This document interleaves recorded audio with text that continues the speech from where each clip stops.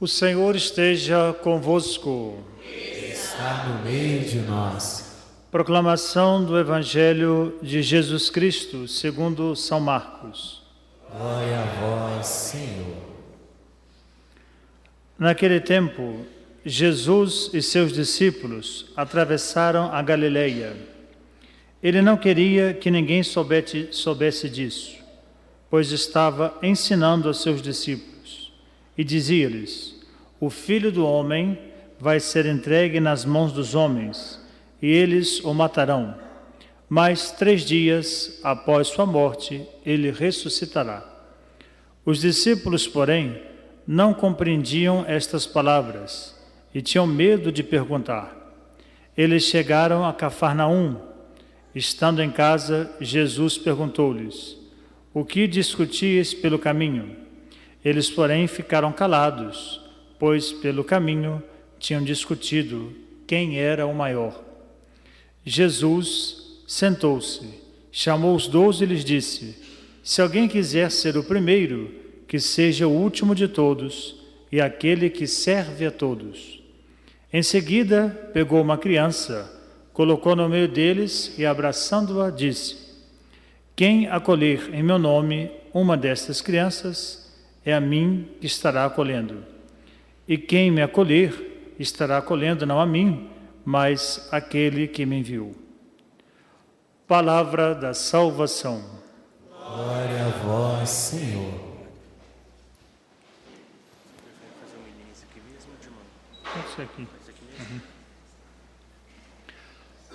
Amados irmãos e irmãs, na fé em Cristo Jesus, aqui presentes em nosso santuário eucarístico de adoração, este santuário que teve a sua ereção de direito diocesano, portanto, localizado aqui em Floriano, distrito de Barra Mansa, canonicamente ligado à paróquia de Porto Real, consequentemente vicariato pastoral de Resende, mas pertencente a toda a diocese pela sua ereção de direito diocesano.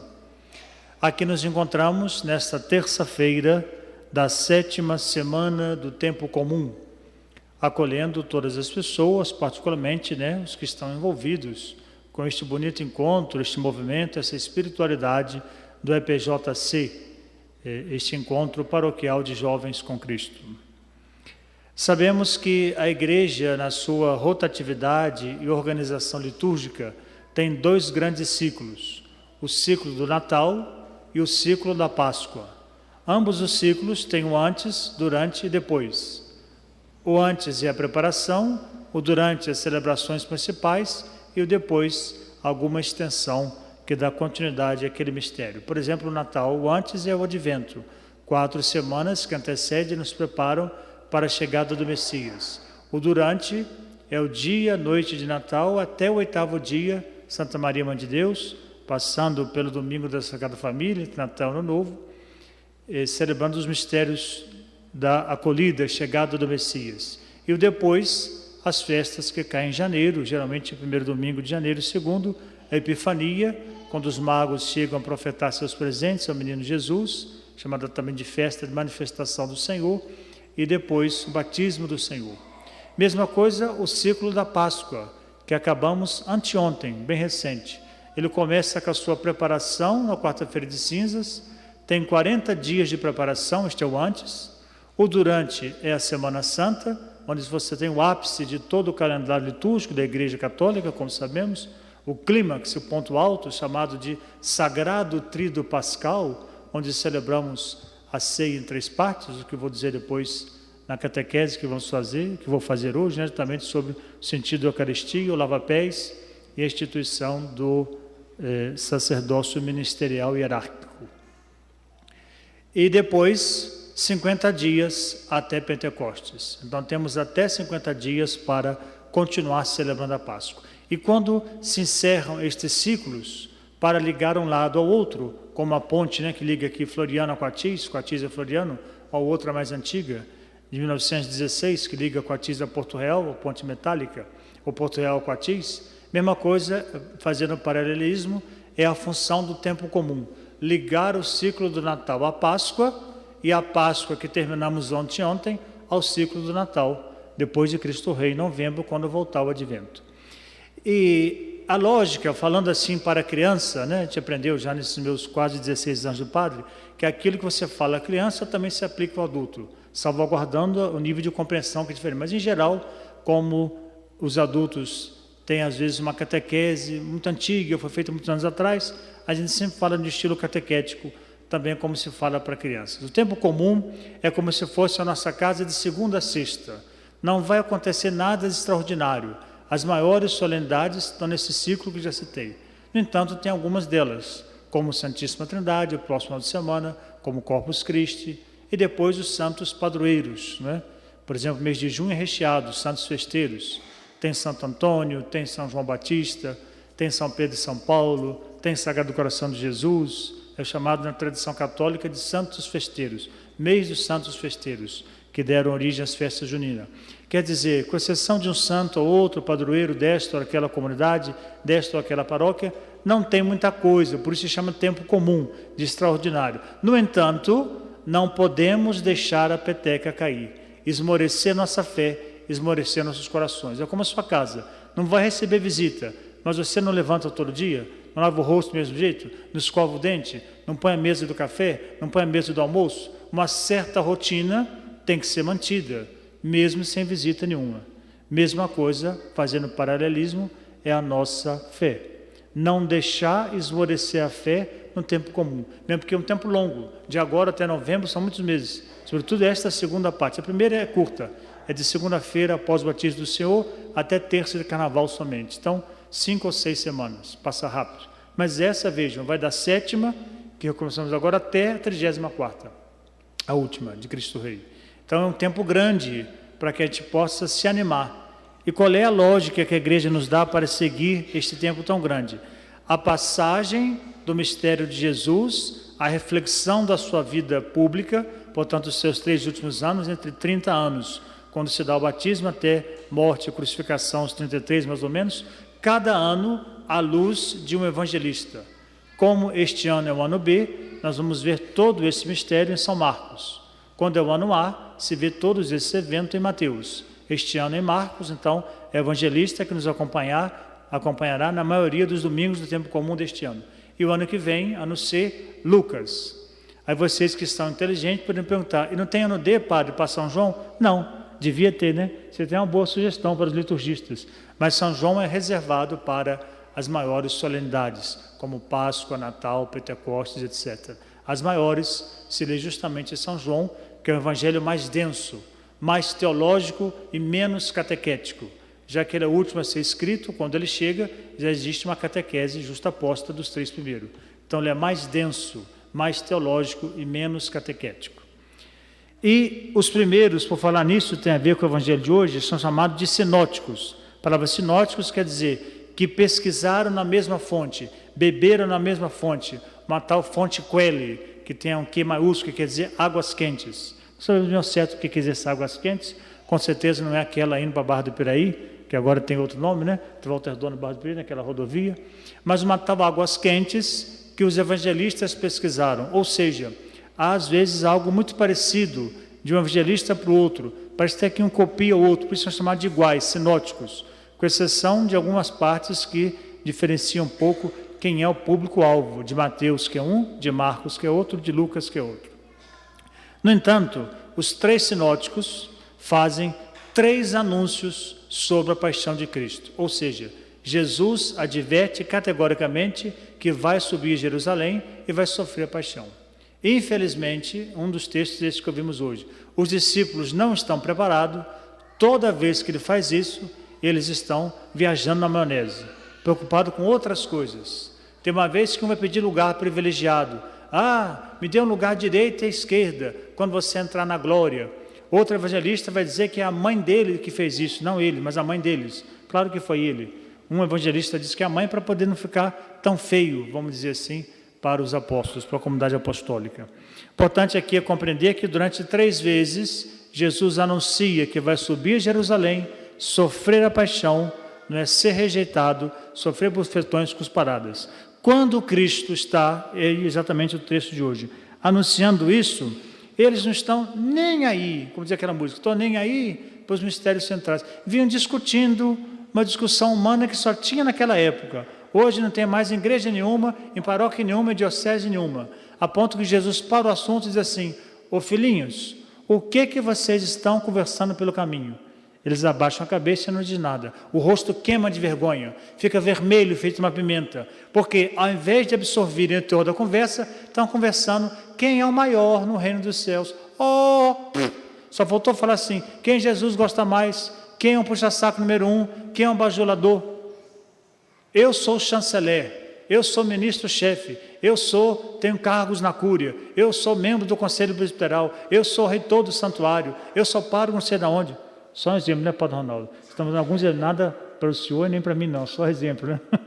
Para dizer assim, são coisas que a gente pode se apegar, é a tentação que volta ao contra-roupagem. Quem é o maior pelo que faz, pelos títulos que tem? Olha o ensinamento de Jesus, a lógica de Deus não é a lógica do mundo. Por isso, foi advertido bem claro na primeira leitura hoje por São Tiago, que escreve belíssimamente no seu capítulo 4, quem está a favor de Deus, em algum momento estará contra o mundo. Quem está a favor do mundo, estará contra Deus. Olha a lógica do mundo é essa: quanto mais título, melhor. Eu sou ministro-chefe da Casa Civil, eu sou chanceler, tenho essa função, tenho aquela. Não. No reino, esses papéis acabam por aqui. No caixão você não vai levar papel nenhum. Olha a lição de Jesus: quem quer ser o maior no reino dos céus, seja o menor. E para exemplificar o que ele está falando, aqui é um pouco sintético, mas outro evangelista vai falar mais ainda. O que é que Jesus faz? Outro ensinamento: pega uma criança que era desprezada naquela época, vamos entender por quê, coloca no meio e diz assim: quem não for como uma criança, quem não for menor como uma criança, não entra no reino dos céus. Por que a criança, hein, padre? Eu já vi muito pregador, bispo, padre, catequista, ministro da palavra, seminarista leigo, fazendo uma pregação um pouco errada, errônea, equivocada, até alguma homilia. Diz assim: porque a criança é santinha, é sem pecado, é imaculada. Nunca a Bíblia disse isso. Presta atenção no texto. Às vezes a gente faz a Bíblia dizer aquilo que ela não quer. A criança pode ser santinha na frente dos pais, mas pergunta um tio, pergunta a professora, pergunta o catequista. As de hoje nem na frente dos pais estão sendo mais. Algumas que eu vejo por aí nem na frente dos pais, mas algumas são na frente dos pais. A Bíblia não diz que a criança é santinha, imaculada, sem pecado nenhum. Me prova onde está escrito isso na Bíblia. Interpretação errada, errônea. É que existia na cultura judaica uma lista enorme de excluídos: leprosos, prostitutas, cobradores de impostos, pastor de ovelhas, carpinteiro, atenção, profissão que era de São José de Jesus. Todos esses eram os Dalits da época, os intocáveis, se fosse comparar com a cultura indiana. Quem tocasse nesses ficava impuro.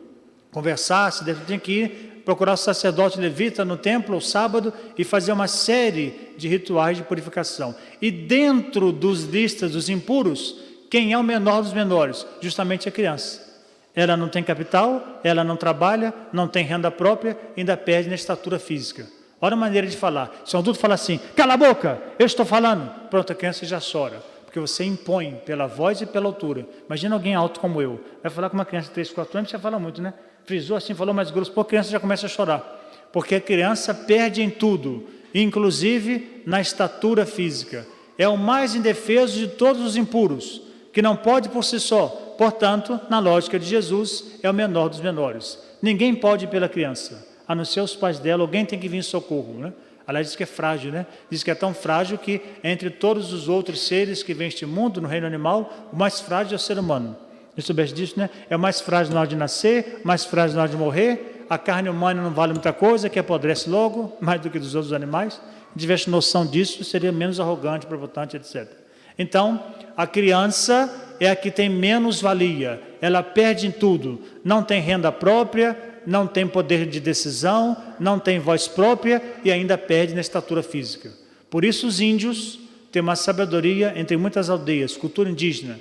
Quando o índio vai falar com uma criança, é como alguns pedagogos e professores sabem disso, porque estudam nas matérias didáticas. O índio se ajoelha, fica assim meio para poder, ou meio ajoelhado, assim meio agachado. Para quê? Para que o rosto fique no nível da criança. e a impostação da voz fique no nível da criança. Isto é um pouco se igualar à criança. Então Jesus diz, se vocês não forem como a criança, que é o menor dos menores, desta lista toda, é o que menos pode qualquer coisa, porque não tem nada, nem recurso próprio, nem estatura, não pode se impor pela voz, pela postura física. Se vocês não forem o menor dos menores, não entrarão no reino dos céus. Pode fazer o que quiser, rezar 300 terços, vir no santuário todo dia, a orientação foi clara, a regra é clara, como diz aquele rapaz da Rio Sul, né? TV Rio Sul, dono da Rio Sul, que era comentarista da Globo. A regra é clara, se não se tornarem o menor dos menores, não entrarão no reino dos céus, não herdarão a vida eterna, não terá salvação.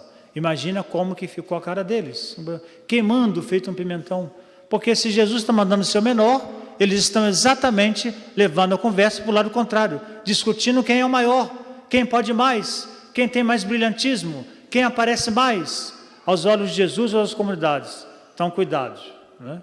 Na igreja tem muito essa roupagem, a minha coordenação, a minha administração, alguns lugares já falam até como se fosse gestor, administração pública, a minha coordenação trocou tantas portas, pintou tantas coisas. Espera lá, alto lá, na igreja toda autoridade é serviço, você serve por uns 3, 4 anos, logo vai ser substituído. E todos nós seremos substituídos, inclusive bispos e padres. Ninguém é pároco num lugar a vida eterna. Ninguém é bispo num lugar a vida inteira. Ninguém é papa a vida inteira. Tudo muda. O que permanece? A igreja. Porque a igreja é de Cristo. Nós vamos à frente. Então, meus irmãos, minhas irmãs, retomando este tempo comum e acolhendo esta mensagem da liturgia da palavra, sobretudo no texto de hoje, fica para nós esta reflexão. Quem é o menor dos menores? Quais são os menores de hoje? Quais os menores que estão excluídos das nossas comunidades, das nossas orações, do nosso convívio? Quem devemos dar mais atenção?